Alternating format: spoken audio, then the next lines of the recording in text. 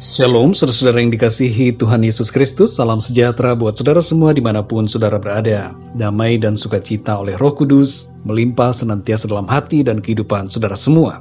Ayat renungan saat ini terdapat di dalam kitab 2 Raja-Raja pasal 5 ayat 13 dan 14. Tertulis demikian. Tetapi pegawai-pegawainya datang mendekat serta berkata kepadanya, "Bapa, seandainya nabi itu menyuruh perkara yang sukar kepadamu, bukankah Bapa akan melakukannya? Apalagi sekarang ia hanya berkata kepadamu, mandilah dan engkau akan menjadi tahir." Maka turunlah ia membenamkan dirinya 7 kali dalam sungai Yordan, sesuai dengan perkataan abdi Allah itu. Lalu pulihlah tubuhnya kembali, seperti tubuh seorang anak, dan ia menjadi tahir. Saudara yang dikasihi Tuhan, dalam kitab 2 Raja-Raja pasal 5 ini, dikisahkan tentang seorang panglima tentara Aram bernama Naaman yang mengalami sakit kusta. Ia mengikuti saran dari seorang hambanya untuk mencari kesembuhan dari Tuhan melalui Nabi Elisa. Ketika ia sampai di tempat Nabi Elisa tidak menemuinya, tapi hanya menyuruh seorang suruhannya mengatakan kepada Naaman untuk mandi 7 kali di sungai Yordan agar ia sembuh. Mendengar itu, Naaman menjadi gusar hatinya. Ia marah karena Nabi Elisa tidak mau menemuinya dan malah menyuruhnya mandi di sungai Yordan, sebuah sungai yang tidak terpandang dalam pemikirannya. Dalam perjalanan pulang, para pegawai Naaman berusaha melembutkan hatinya agar ia mau mengikuti perintah Nabi Elisa. Dalam 2 Raja-Raja 5 ayat 13 dan 14 tertulis, tetapi pegawai-pegawainya datang mendekat serta berkata kepadanya, "Bapa, seandainya nabi itu menyuruh perkara yang sukar kepadamu, bukankah Bapa akan melakukannya? Apalagi sekarang ia hanya berkata kepadamu, mandilah dan engkau akan menjadi tahir." Maka turunlah ia membenamkan dirinya 7 kali dalam sungai Yordan, sesuai dengan perkataan abdi Allah itu. Lalu pulihlah tubuhnya kembali seperti tubuh seorang anak dan ia menjadi tahir. Saudara yang dikasihi Tuhan, setelah Naaman menuruti apa yang dikatakan Nabi Elisa, ia mengalami mujizat kesembuhan. Tindakannya membuatnya mengalami mujizat Tuhan. Dalam Lukas 17 ayat 11-19 ada juga kisah kesembuhan yang dilakukan oleh Tuhan Yesus. Sebanyak 10 orang kusta di sebuah desa pada waktu itu menemuinya memohon kesembuhan. Tuhan Yesus kemudian menyuruh mereka pergi menunjukkan diri kepada para imam.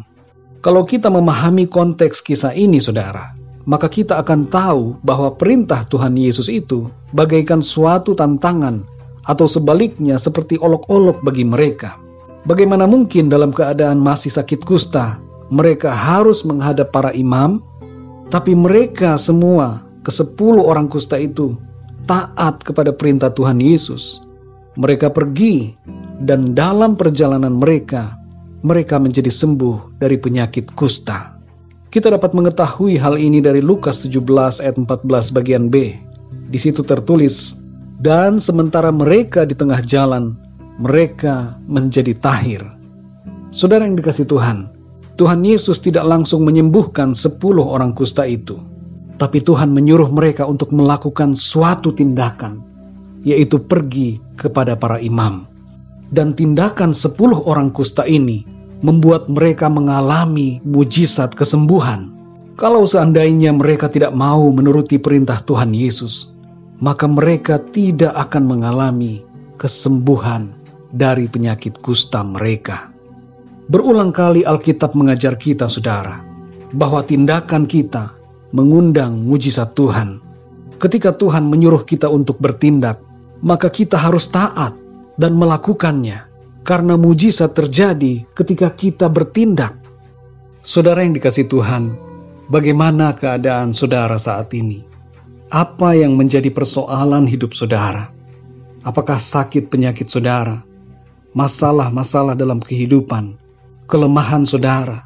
Ketakutan saudara? Mungkin kesedihan saudara? Semua pergumulan saudara Tuhan mengetahui, dan Tuhan mau agar saudara bersandar kepada firman-Nya. Belajarlah untuk berpegang kepada firman Tuhan, percaya kepada perkataannya, dan mulailah bertindak sesuai dengan firman Tuhan. Tindakan saudara akan mengundang kuasa Tuhan.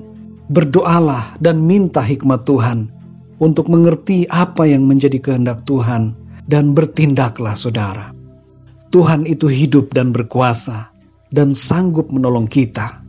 Dia bekerja bersama kita yang bertindak seturut dengan kehendak firman-Nya.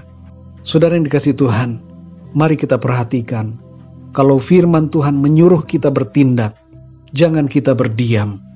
Kita harus mengikuti apa yang diperintahkan oleh Tuhan. Jadilah peka kepada suara Tuhan melalui Roh Kudus-Nya di dalam kita. Ketaatan kita membawa berkat, saudara. Tindakan kita membawa mujizat oleh karena Tuhan. Sekali lagi, saudara, ada mujizat dalam bertindak. Karena itu, bertindaklah saudara, seturut dengan apa yang dikatakan oleh Tuhan bagi kita. Mari kita berdoa, saudara. Bapa kami di dalam surga, Bapa di dalam nama Tuhan Yesus Kristus, terima kasih kami mengucap syukur untuk hari yang baru, hari yang penuh dengan berkat dan sukacita di dalam Tuhan.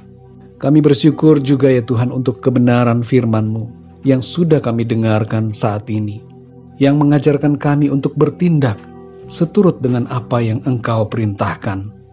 Kami percaya ya Tuhan, kuasa-Mu bekerja dalam tindakan kami yang sesuai dengan kehendak-Mu.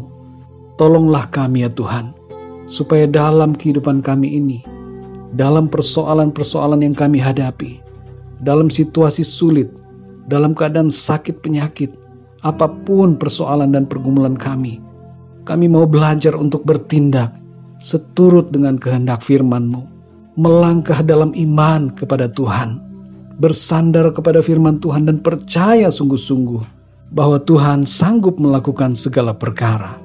Terima kasih ya Tuhan, kuatkanlah hati kami Tuhan untuk melangkah dan bertindak sesuai dengan firman-Mu ya Tuhan.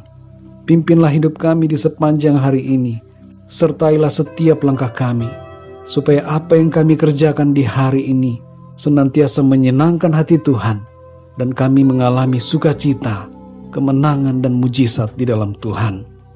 Terima kasih ya Tuhan, di dalam nama Tuhan Yesus Kristus, Tuhan dan Juru Selamat kami berdoa dan mengucap syukur.